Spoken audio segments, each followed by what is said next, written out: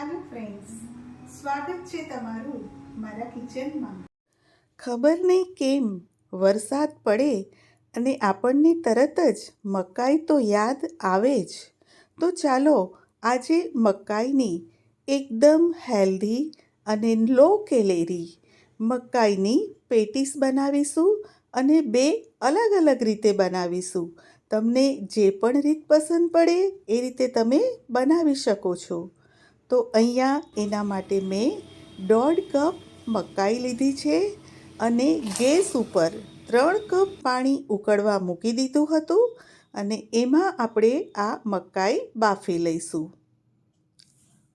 5 થી 6 મિનિટ સુધી એને બોઇલ કર્યા પછી આપણે એક ઝારાની મદદથી બધું જ પાણી નિતારી અને એને કાઢી લઈશું.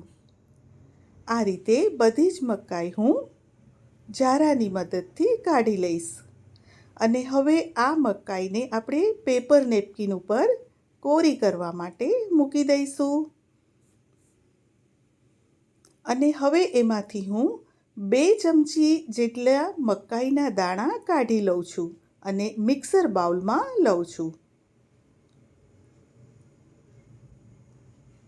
અને હવે આમાં આપણે લીલા મરચાં એડ કરીશું. તમારી તીખાસ મુજબ તમે વધુ ઓછા કરી શકો છો. આદું અને લસણ નાખીશું. અને હવે વલિયાળી, જીરું, સૂકા ધાણા અને મરી આ બધું આપણે પીસી લઈશું.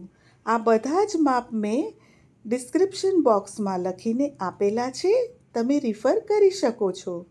જુઓ, આ રીતે આપણી આ પેસ્ટ તૈયાર થઈ ગઈ છે. અને હવે એક પેનમાં હું 1 ટેબલસ્પૂન તેલ મૂકીશ. તમે જોજો કે આ કેટલી લો કેલેરી છે. માત્ર 1 જ ટેબલસ્પૂન તેલ મેં એડ કર્યું છે અને તૈયાર કરેલ પેસ્ટને આપણે સાંતળી લઈશું. બહુ વધુ વખત નથી સાંતળવાની. 1.5 થી 2 મિનિટ સુધી આને આપણે સ્લો ફ્લેમ પર શેકી લઈશું. અને હવે આપણે જે મકાઈ પેપર નેપકિન ઉપર મૂકી હતી એ એમાં એડ કરી દઈશું અને સારી રીતે બધું મિક્સ કરી લઈશું. ગેસની ફ્લેમ આપણે સ્લો જ રાખવાની છે. અને હવે એમાં આપણા સ્વાદ મુજબ આપણે મીઠું એડ કરી દઈશું.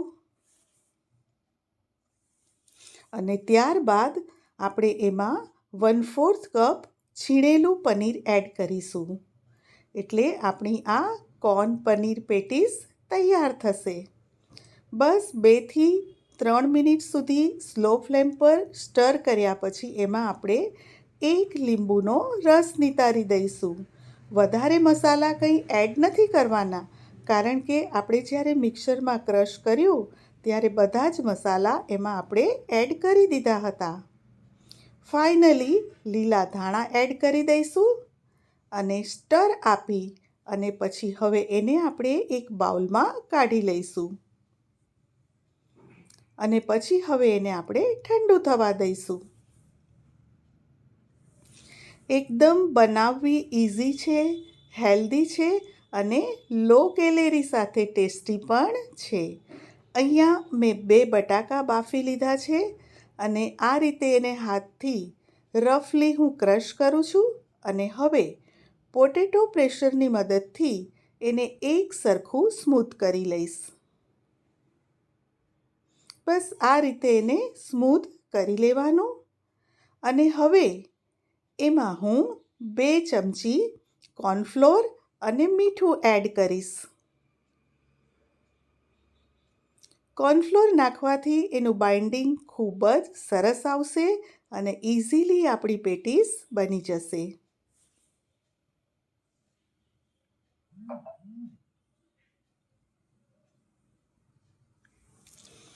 તો સરસ બધું જ મિક્સ થઈ ગયું છે અને જાણે એક લોટ બંધાઈ ગયો હોય એવું તૈયાર થઈ ગયું છે. ચાલો હવે હું તમને બીજી રીત પણ બતાવું. અહીંયા મેં ઘઉંનો લોટ 1 કપ લીધો છે, સ્વાદ પ્રમાણે મીઠું, 1 ટેબલસ્પૂન તેલ અને હવે આનો પણ આપણે મીડિયમ જાડો લોટ બાંધી લઈશું. એટલે કે આપણે પૂરીમાં કેવો લોટ બાંધીએ એવો જ લોટ બાંધવાનો છે.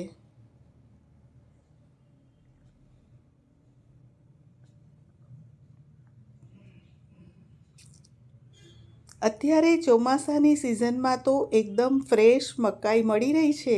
તો મકાઈની વિવિધ આઈટમો આપણે બનાવીએ છીએ. મારી ચેનલ ઉપર મકાઈની ઘણી બધી આઈટમ છે અને મકાઈની ભેળ પણ તમે બનાવી શકો છો. અને એની લિંક મેં ડિસ્ક્રિપ્શન બોક્સમાં આપેલી છે. તો ચાલો આપણે પેટીસ પણ બનાવી લઈએ.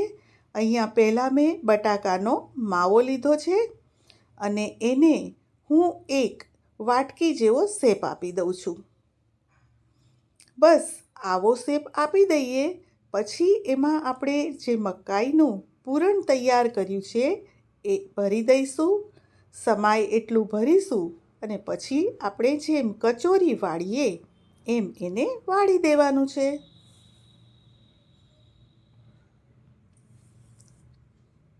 બસ તો આ રીતે જ આપણે વાળી દઈશું અને પછી બંને હાથની મદદથી એને પ્રેસ કરી અને પેટીસનો શેપ આપી દઈશું. તો જુઓ કેટલી સરસ આપણી આ સ્ટફ્ડ પેટીસ તૈયાર છે. તો ચાલો હવે ઘઉંના લોટમાંથી પણ તમને હું એક વાળીને બતાવી દઉં. તો જેવી રીતે બટાકાના માવામાંથી આપણે વાળી એ જ રીતે અહીંયા વેલણની જરૂર નથી.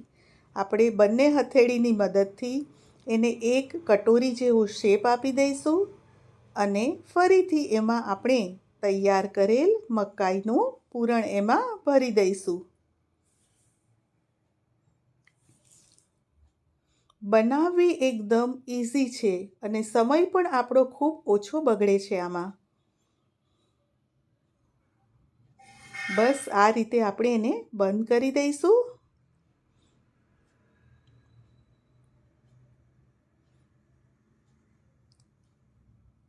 અને એને ઉપરની સાઈડેથી બરાબર પેક કરી દઈશું.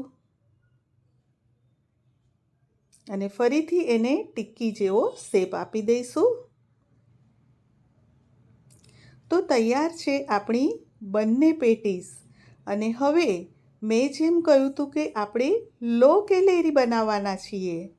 તો અહીંયા મેં એક નોનસ્ટિક તવી મૂકી છે અને એમાં 2 ચમચી હું તેલ નાખું છું. સારી રીતે બધી બાજુ સ્પ્રેડ કરી લઉં છું. અને હવે એમાં આપણે તૈયાર કરેલ જે બટાકાની ટિક્કી છે એમાં થોડો કોર્નફ્લોર રગદોળી અને આપણે એને કૂક કરીશું.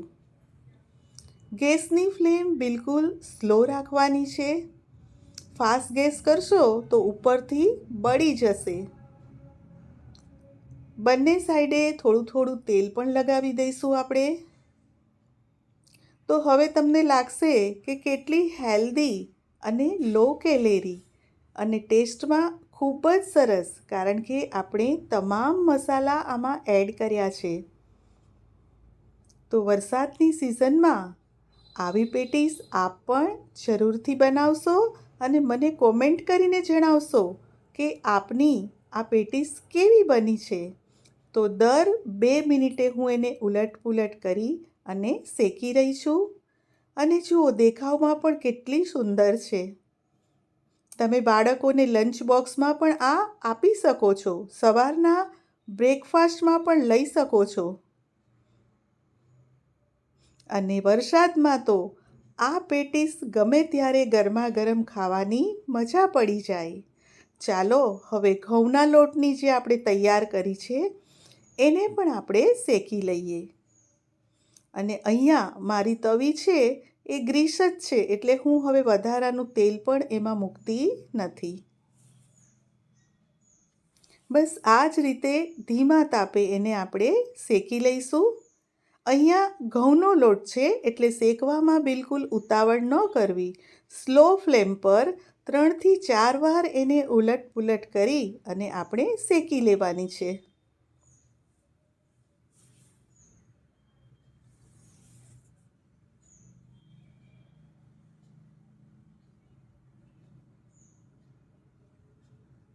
તો મેં એની સાઈડ પલટાવી નાખી છે અને હવે નીચેની સાઈડે પણ આપણે એકદમ સ્લો ફ્લેમ પર એને સરસ બિસ્કિટ જેવી શેકાવા દઈ અને પછી આપણે એને કાઢી લઈશું અને ગરમા ગરમ સર્વ કરીશું. પણ ફ્રેન્ડ્સ, યાદ રાખજો કે જ્યારે ઘઉંના લોટની પેટીસ બનાવીએ ત્યારે એને શેકવામાં ખૂબ જ કાળજી રાખવાની. તો બંને પેટીસ તૈયાર છે. ટામેટાની ચટણી સાથે હું એને સર્વ કરી રહી છું. સાથે જે મકાઈનો માવો તૈયાર કર્યો હતો એ પણ ખાવાની ખૂબ મજા આવે છે. એની સાથે પણ મેં સર્વ કરી છે. લીલી મકાઈની સ્ટફ્ડ પેટીસ તૈયાર છે. આપને મારી રેસીપી ગમતી હોય તો મારા વિડીયોને શેર કરી લાઈક કરશો. બીજી નવી રેસીપી સાથે મળીએ. ત્યાં સુધી ટેક કેર એન્ડ બાય.